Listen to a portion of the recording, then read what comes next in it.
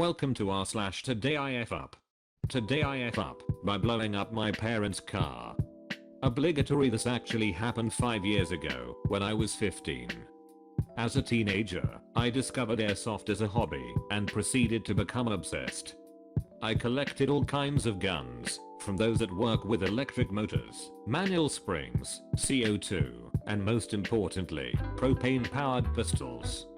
To those who don't know, some airsoft guns work by storing propane/some other gas, was often just called green gas, inside the magazine at high pressure. You could only store enough gas to fire 10 to 15 times before you needed to recharge the magazines with more of the stuff, which meant you had to buy and carry around larger bottles, around 1.5 to 2 liter, to refill the magazines before a game. This is where the fuck up comes in. My family owned a house in the countryside, in a tiny village perched on a mountain, that we would sometimes spend weekends or holidays in away from the city. As a teenager, I didn't have much to do, since there was no Wi-Fi TV, and so I would spend my time tinkering with my guns, and playing with friends. On a hot summer day, when we were ready to drive back to the city, I had packed everything in my black gun bags, including the aforementioned gas bottle. I waited in the car as my parents were finishing up in the house. For a small village, there was quite a large parking lot just on the outskirts, and was a popular place for kids to play around. Since this was the month of August in the south of France, temperatures frequently went past 35 Celsius, and today was no different. As I waited in the car looking at my phone, a sudden huge explosion shook the whole vehicle, leaving my ears ringing. I got out as fast as I could, thinking the car itself had exploded, only to see the whole rear windshield completely shattered, and the boot collapsed, with my gun bag still there. Judging from the huge hole in it, I soon realized what had happened. My practically full bottle of propane had exploded, after being in a black bag in a black car in direct sunlight for a good 20 minutes. The bottle is not supposed to exceed 50 degrees Celsius, as I discovered. There were bits of glass everywhere, and looking around I saw 2 small children were playing football in the parking lot, and could have been hurt, but luckily were far enough away when it went off. My parents were furious, especially since this car was a vintage car from the 70s that my mum had saved up to buy for a while, so finding spare parts would be difficult. I remember feeling so incredibly guilty. I don't think I spoke to them for a day apart from to apologize a few times. They eventually forgave me for my F-up, and ended up finding spare parts for the car. I stopped playing airsoft a few months later, and moved on to more legal, yet still as wallet-draining hobbies. The car is fine today, but every now and then I bring up the incident with my mum, and I can tell she still is somewhat upset. Too long didn't read, left a big bottle of propane in a black bag in a black car in the sun, and summoned ISIS in a small French village. Edit, spacing. Lost Est Goat said it best in the comments. Man, if you haven't accidentally almost blown up a car, house, clothing store, have you really even lived? Today I F up by accidentally stealing a customer's car key. So this was actually a couple years ago, when I was working at a sandwich shop in my senior year of high school. One night I was working a closing shift, and went on my break around 8 o'clock.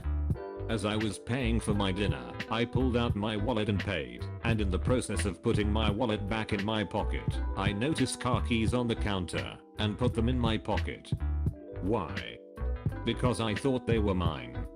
These car keys looked exactly like mine, and so I must have absent-mindedly assumed I had pulled them out of my pocket when getting out my wallet, to pay for my meal. Needless to say, these were not my car keys.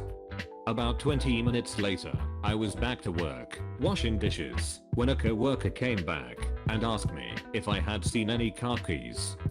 I told her I hadn't, and she let me know that a customer couldn't find his.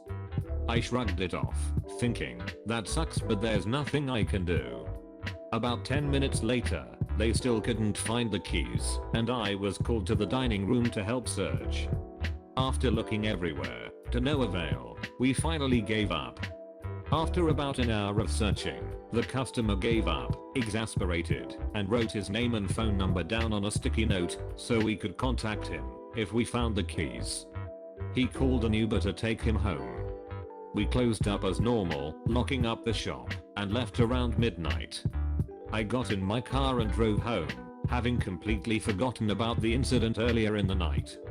As I parked outside my house, I reached into my pocket to grab my earbuds, and felt car keys in my pocket. I pulled them out, confused as hell, because my keys were still in the ignition. It slowly dawned on me what I had done, and I was horrified. I immediately texted the coworker who asked me earlier and told her what had happened, and she thought it was hilarious. I was sure I was going to get fired and emailed my boss, who I'm sure was already asleep. Since we'd just closed up the shop, I had no way of taking the keys back. The next morning I went into work, nervous and sick to my stomach, and gave the keys to my boss, explaining the whole story. To my relief, he laughed it off and assured me everything was fine. I still feel bad for the guy whose keys I stole, but at least I got a funny story out of the whole ordeal. Too long didn't read, my keys looked like a customer's, so I took them thinking they were mine. He had to Uber home. Today I F up by forgetting about the baby monitor. So this actually happened at the beginning of December, but has taken me a while to decide whether to post or not. So a little background first. My wife and our 8-month-old son recently bought our first home, which needed a lot of work, so we moved in with her parents for 12 weeks whilst the renovations were ongoing. Anyway, one Saturday my wife said she was going shopping with her mother and took the baby with her to allow myself and my father-in-law to watch the football on telly in some peace. 20 minutes before the match was due to start, I excused myself to go for a quick shower.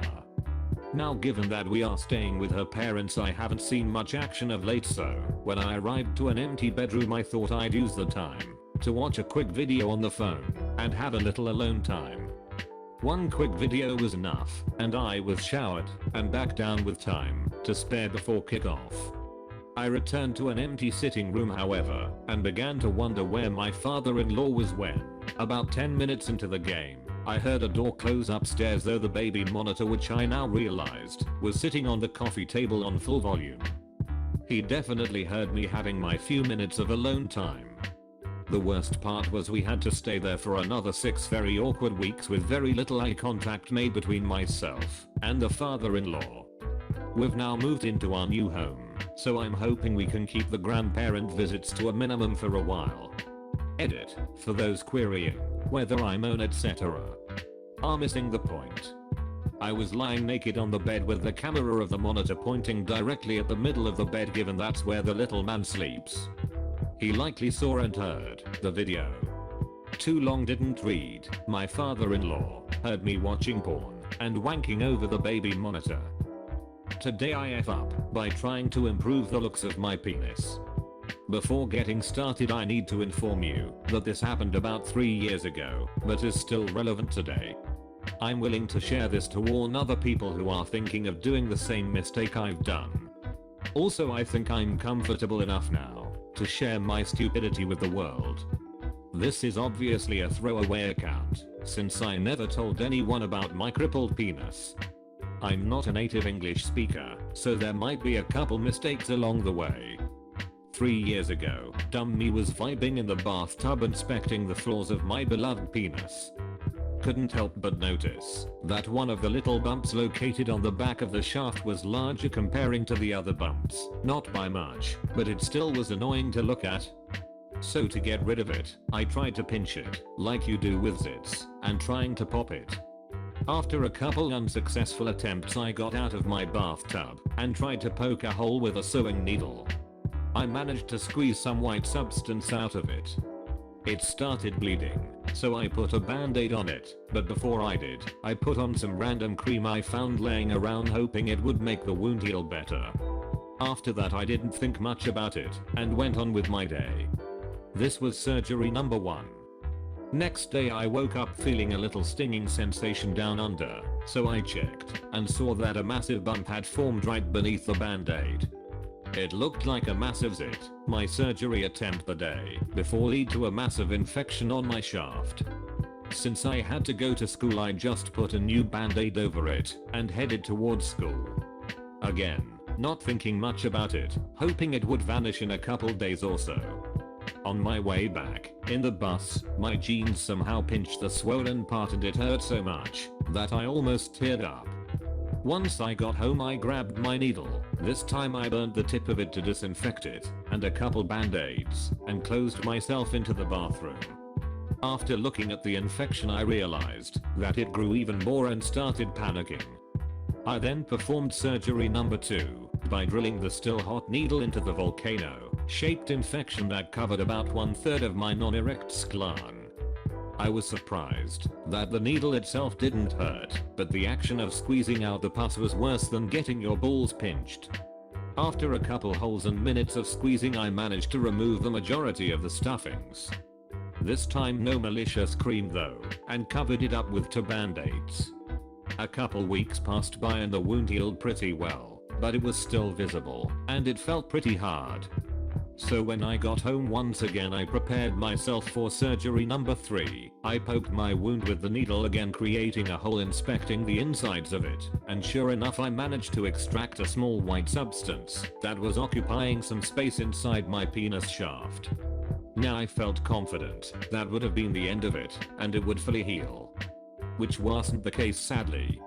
My wound would still feel kind of solid, like a peppercorn stuck to the side of my penis. It was making me feel so shit, since I obviously felt embarrassed to get a girlfriend, because eventually she would notice, and I couldn't tell what happened. So basically my surgeries lowered my self-confidence by a lot. So the best thing was to commence surgery number 4. This time I made myself comfy and laid on my bed with my trusted needle. I then started poking holes and squeezing my wound. But nothing would come out, so I started tearing away my skin by sticking the needle into it and prying, or better said, tearing my skin away. After I dug a decent sized hole and 2 fully blood-soaked tissues, I felt confident that I removed the hard insides and applied a band-aid and tape around my willy. Even though it didn't fully recover, I still felt that it was looking better than how it looked before. So I left it like that for more than a year. October 2019, I had a huge depressive phase and felt lonely. I wanted a girlfriend just to feel loved, but was too afraid because of my penis. I then decided to perform surgery number 5. Similar to the surgery number 4, just that after the operation I used tape to stitch each side of the wound together, hoping to close the gap, thus making the wound look smoother. After that the wound healed pretty well, only leaving a small scar, but it still felt a bit hard, so I performed surgery number 6 a week ago. This time I was very thorough. I tore off most of my skin inside the wound. It hurt, but I thought it was worth it. My hands were covered in blood, hurting from pinching the wound, so that blood wouldn't come out that easy. It's a miracle that all the latest surgeries caused no infections. This one took me more than an hour to perform, and I really hope it is the last one, since I really look forward to mingle with girls. I guess if they notice, I just say that I cut myself while shaving, which I think is a pretty believable excuse.